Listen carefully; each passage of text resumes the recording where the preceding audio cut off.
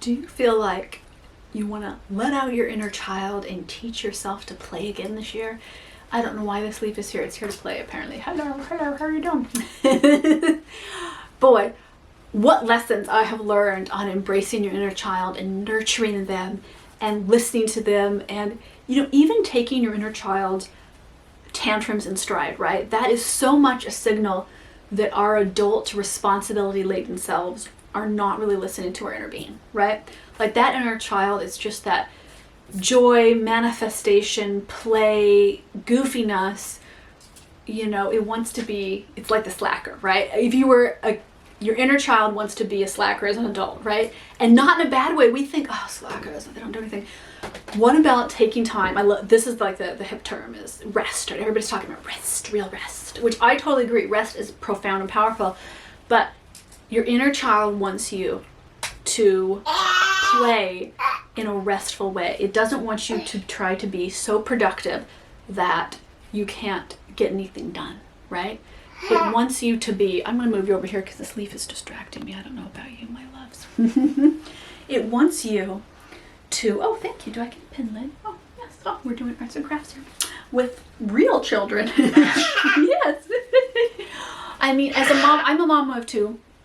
Oh, hi. If you are new here, I'm trying to be good about introducing myself this month because I feel like we've seen a lot of new faces which are not subscribing but are just stopping by to say hi, so feel free to subscribe if you like the videos. I am Rose Kelly. I'm a romance author and burlesque artist, and I love to talk about all things joy and self-care and manifesting and living your happiness, man. If that is homesteading, if that is digital nomading, if that is off-grid homeschooling, like whatever it is, go follow your bliss, go follow it, because man, life is short if you aren't following your bliss. So let's say your inner child, like maybe you're watching this video because you were like, oh man, I really feel like my inner child's just having this tantrum. It's mad. Why am me, my inner child, why am I so angry? Why am I so disjointed? And I think that can be a real thing in the new year. You say, oh, these wash out, do they?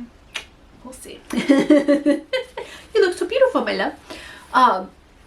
And that really, for me, is always a trigger to be, okay, I need to reassess what I'm doing with my life, because how I'm living my day-to-day life isn't nurturing my bliss if my inner child is having tantrums. The first thing I do is I start playing more.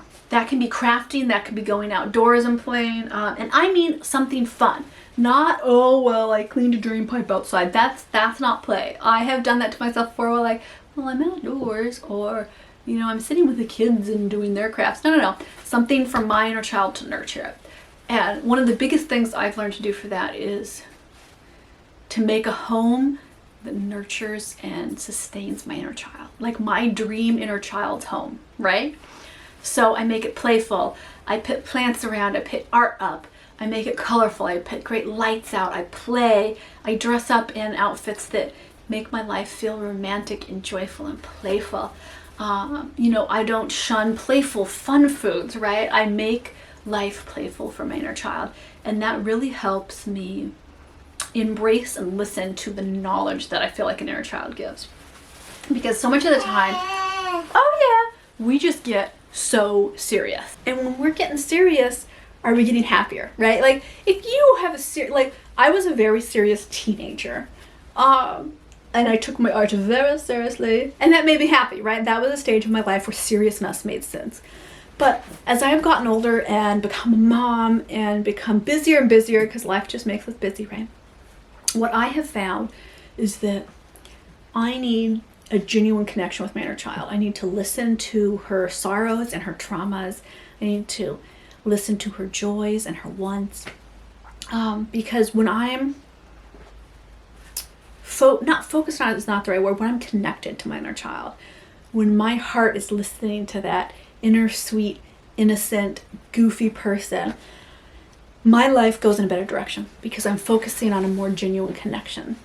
And I feel like a modern life does not support this idea of actually connecting to our inner children and listening to that magic, because that's what it's all about, right?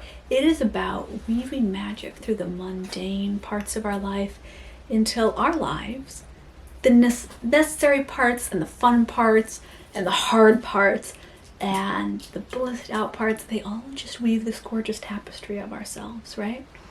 And if we aren't listening to our genuine needs, how do we fulfill them? How do we nurture a life and manifest a life that actually gives us those things? I think that can be really powerful. Oh, hello. Yes, were you going to chew on my tripod? I don't recommend it personally. It's not very tasty. I'm pretty sure I stuck this tripod in the ocean water to get a photo once. Yeah. So, listen to your inner child. This is your reminder.